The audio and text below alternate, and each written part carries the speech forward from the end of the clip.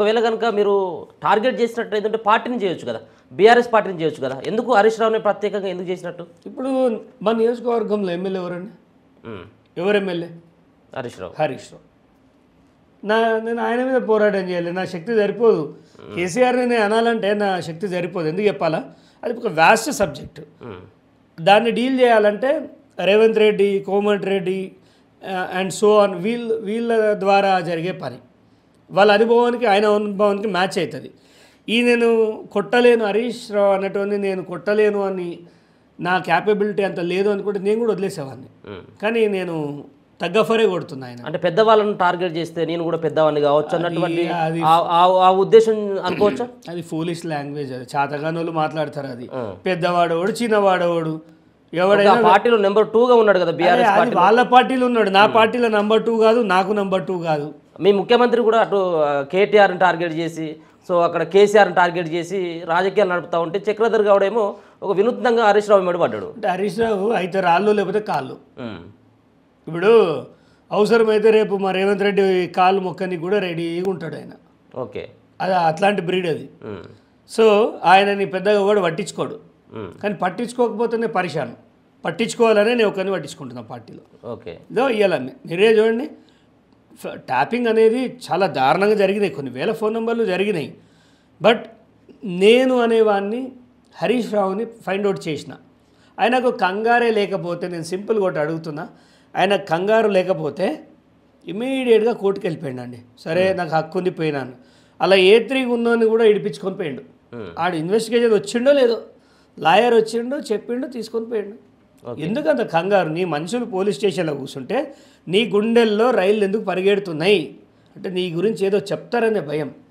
ఇవాళ సోషల్ మీడియాలో paid candidates అంతా ఒక ఏది చక్రధారి మీద 1,00,000 మందిని ముంచిండు. ఏం పీకిర్రా మీరు? మీ అధికారం ఉన్నప్పుడు ఏం పీకిర్రా అంటున్నా. అధికారం నీదైంది, నీకు నేను 1,00,000 మందిని ముంచినా అని తెలిస్తే నువ్వేం పీకినావు? అప్పుడున్న వ్యవస్థ ఏం పీకింది? పెట్టాలా లేదా కేసు బందోబస్తుగా? గాడిదలు కాస్తుర్రా? రాష్ట్రంలో మీ ప్రభుత్వం ఉందని అనుకుంటా ఉన్నారా, లేకపోతే ఇంకా హరీష్ రావు ప్రభుత్వం బీఆర్ఎస్ ఉందని అనుకుంటా ఉన్నారా? రేవంత్ రెడ్డి గారి ప్రభుత్వం ప్రజాపాలన ఉందనుకుంటున్నా. మీరు ఆ పార్టీలో ఉన్నారు, ఇప్పుడు కాంగ్రెస్ పార్టీలోనే. నేను కాంగ్రెస్ పార్టీ లీడర్. ఎందుకు ఇప్పటికి మీరు 14 నెలలు దాటిపోతా ఉన్నది మీ ఫోన్ ట్యాపింగ్ సంబంధించినటువంటి అంశంలో. సో ఎక్కడ కూడా చకచక జరిగినటువంటి పరిస్థితి కనబడట్లేదు కదా. ఇప్పుడు మీరే అంటున్నారు ఆ కేసులో ఉన్నటువంటి A3ని సైతం కూడా హరీష్ రావు మ్యానిపులేట్ చేసి తీసుకొని పోయిండు. సో ఆ ప్రతిపక్షంలో ఉన్నప్పుడు ఆయన హవేనే నడుస్తూ ఉంది, సో అధికార పక్షంలో ఉన్నప్పుడు వాళ్ళే నడిచింది. సో ఎందుకు వాళ్ళకి అడ్డుకట్ట వేయలేకపోతా ఉంది మీ ప్రభుత్వం అనుకోవచ్చు? గత ప్రభుత్వంలో పోలీసుల మీద ఎవడైనా వ్యాఖ్యలు చేసినా, ఎవడైనా కేసీఆర్ని గత ప్రభుత్వంలో ఈ యూట్యూబ్ ఛానల్ పక్కన పెట్టండి, కొట్లాడే వాళ్ళు నాలాంటి కొంతమంది పక్క పెడితే ప్రజలు ఎవడైనా ధైర్యంగా కేసీఆర్ మీద నోరెత్తిండా? ఎత్తితే ఆధార్ కార్డు సెర్చ్ చేసి వాని ఆధార్ కార్డు చింపేటోళ్ళు. అప్పుడు ప్రజాప్రభుత్వంలో రేవంత్ రెడ్డిని బండబూతులు తిట్టుకున్నా, పెయిడ్ పెట్టి అది తిట్టు అని డబ్బులు ఇచ్చి తిట్టిపించిన మా ముఖ్యమంత్రి ఏమంటలేడు. వాడి అభిప్రాయం రా బాబు, నేనెందుకు మార్చాలి, నేను పని చేసుకుంటా పోతా, రేపు తిట్టినోడే మొక్కాలి, తిట్టినోడే దండం పెట్టాలి అని ఆయన పని ఆయన చేసుకుంటుండు. తిట్టిన వాళ్ళల్లో లోపలికి వేసుకుంటా పోలేం. మీకు తెలుసు గత ప్రభుత్వంలో ఎవరైనా అరెస్ట్ చేయాలంటే ఎఫ్ఐఆర్లతో పనే లేదు. కానీ ఈ ప్రభుత్వం ఎఫ్ఐఆర్ చేయాలంటే లీగల్ ఒపీనియన్ తీసుకుంటుంది. ఎంతవరకు మరి మనం బంగపాటు వాడతామా, కోర్టులో చివాట్లు వాడతామా అని.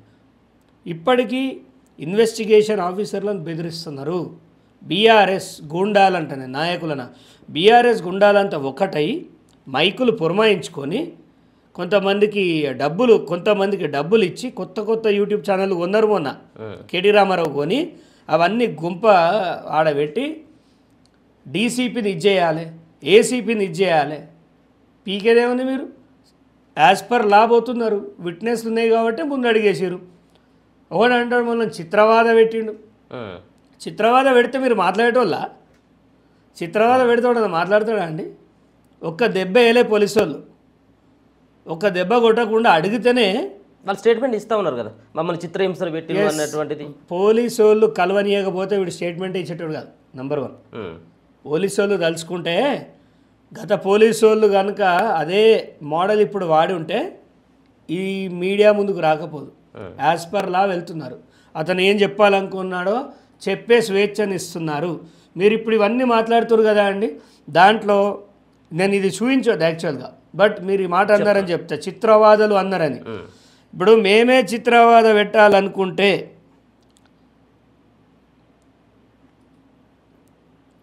మీరు చూడండి, అరెస్ట్కి ముందు ఈ అబ్బాయి వచ్చిండు, మీరు జూమ్ చేసి తీసుకోండి.